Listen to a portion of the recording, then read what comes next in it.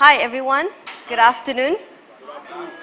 So, as Mr. Rao has rightfully introduced me, my name is Sharmeel Kaur. Yes, I'm a Punjabi, and it's a big, really big honor to be standing here in India. Even though I was born and bred in Malaysia, but I am actually the second generation in Malaysia. And to be standing here in India, my country of origin, is a huge, big honor. So thank you very much for having me today. So, anyone here drives a Volkswagen? Oh, come on. Yeah. The best decision you've ever made in your life, right? Driving a Volkswagen. So yeah, the best car in the world. And that's exactly where I come from Volkswagen Malaysia. We've been in Malaysia for the past 13 years, and we're growing rapidly. We also have a big presence here in India. We have an assembly plant in Pune, not far from Mumbai. So yeah, driving a Volkswagen is one of the best decisions that you should always remember to take in your life. Right, so we move on from cars to people. And my topic today is making HR a productive center. How many of you understand what HR as a department functions or carries? Anybody from the crowd? Yes, ma'am.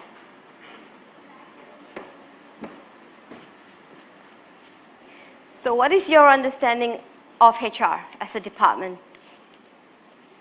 HR is actually a caring center for people. A caring center for people?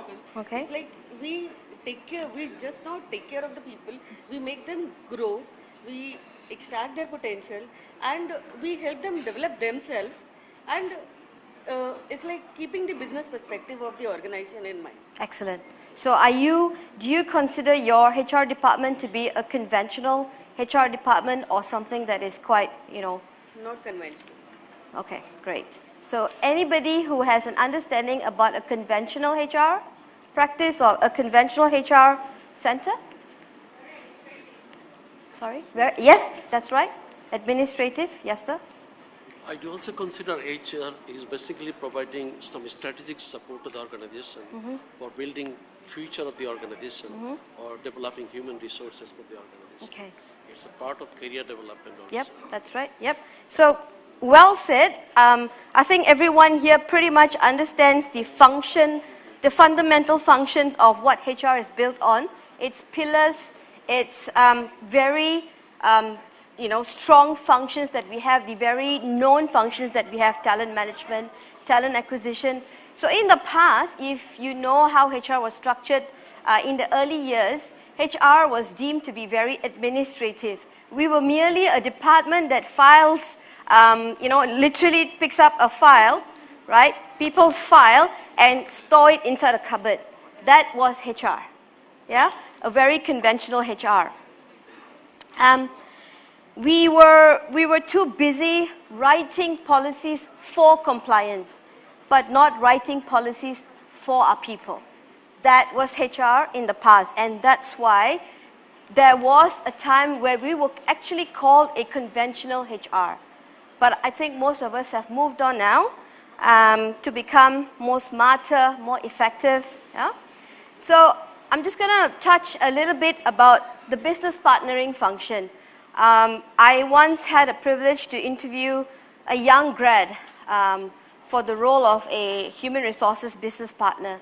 And he comes to me and during the interview he says, actually to tell you, ma'am, I'm actually not a people's person. This is a guy, a young chap who came in to interview for a role of a business partner, and he actually tells me, I'm not a people person. So I looked at him and said, okay, so why are you here for an interview with me then? Because the role is actually for HRBP. Oh, HRBP is quite administrative, right? I don't need to go and meet people. All I need to do is sit down, do payroll processing, evaluate compensation and benefits, possibly look at filing P files for my employees, and etc. So that was his understanding of a HRBP role, right? So a lot of us tend to get caught up that we forget that some of the conventional HR functions that we have or traits that we have does carry that little traditional HR in us. I agree. But I think all of us have actually moved on. Like if you talk to a HRBP now in this day and age, they will tell you a different story. They will tell you something else. They are beyond filing and payroll processing and speaking to people. They are more business-centric, right? So the things that they do is very much integrated into the organizational structure. Yeah. So this is just a little slide to tell you some of the conventional issues that arise when we talk about conventional HR. The HR journey, if some of you don't know, actually started after World War II, right? So that's when we went from the revolution of world wars to globalization. Anybody can share what globalization means?